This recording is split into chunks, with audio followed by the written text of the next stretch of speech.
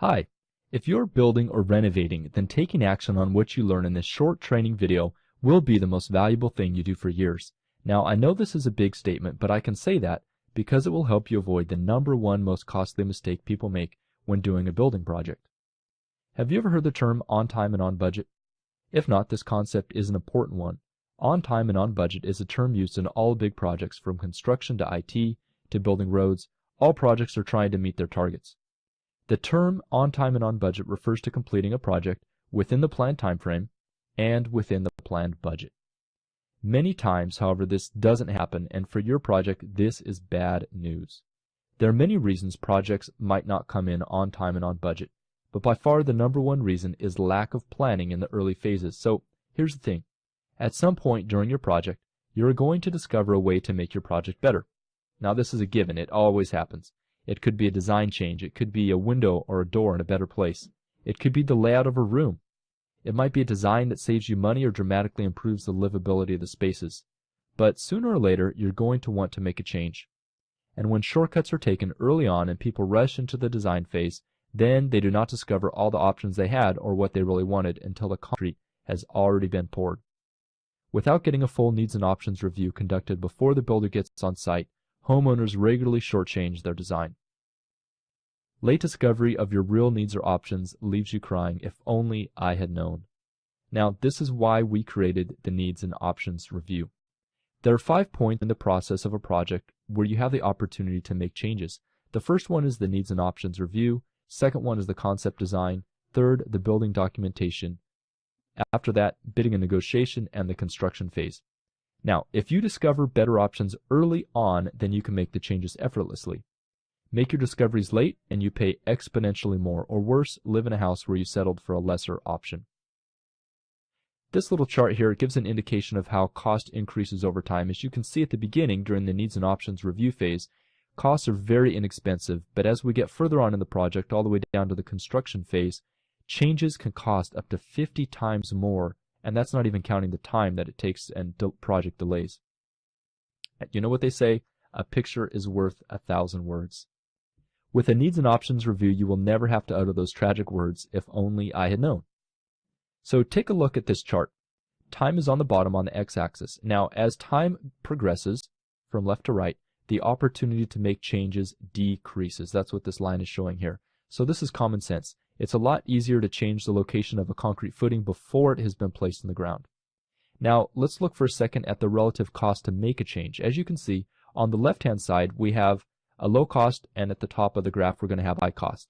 So as time progresses, the cost gets more expensive.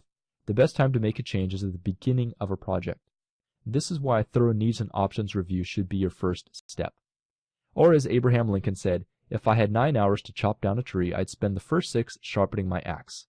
Old Abe Lincoln understood that proper preparation early on can save a lot of time and effort in the long run. Or if we put that into common terms, measure twice and cut once. Now, when we overlay these two charts, you'll see at the beginning of a project, the opportunity for change is at its greatest. And at the end of the project, the cost to make changes is at its greatest. It's at this point in the process that we want to avoid making changes. We want to make changes over on the left-hand side and thoroughly explore all of your options. This is why a proper Needs and Options Review saves you time and money. So you may be asking, do I need a Needs and Options Review? Well, here's a quick test to find out. To grab a pen and paper and give yourself a score for each of the following questions. I'll wait. First question. How clear are you on exactly what you need on a scale of 0, not at all, to 10, completely? Question 2.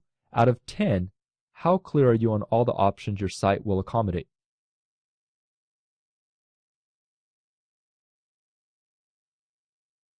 Out of 10, how confident are you that you are aware of the legal requirements? Okay. Out of 10, how aware of you are the process you will need to have in place to get the project completed on time and on budget? And our last question here, out of 10, how confident are you that your budget will achieve your needs? 0, not at all, to 10, completely. Okay, Go and tally up your score, and don't worry about not being able to answer all of these questions 10 out of 10 yet. The needs and options review will allow us to fill in the gaps and get you ready to move to the design phase. The first step you will need to complete is the needs and options review. Now, we designed this process a few years ago because we saw a huge issue in the construction industry of people starting design and construction before they had fully done their research and their homework. We would see many building projects going over time and over budget. The consequence of inadequate upfront research of needs and options is like building a house on bad foundations. The foundations are the most important part of the whole house because everything is built on top. It's very expensive to change the foundations once you have started to build on top of them. But, on the other hand, it's very easy to change them if they are simply lines on a plan. So this is what makes us different. We spend more time on the research than most other firms who rush their clients into the design phase.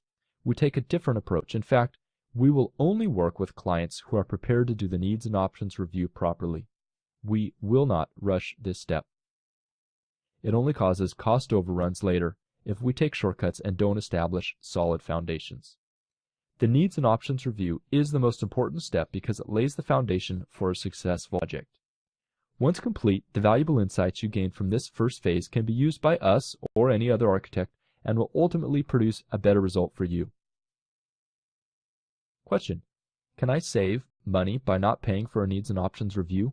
Sure, you could skip this step or meet with someone who gives you a few free ideas before rushing you into the design phase. But not investing the time into a full needs and options review can be the most expensive decision you make during your project. The most cost-effective time to discover all your options is now. Well, I just want to thank you for watching this brief training video. We look forward to working with you. To book your needs and options session, complete the form below. You'll see it right below this video. Someone will contact you shortly to schedule a suitable time. Once again, complete the form below now to book your needs and options review. Thank you.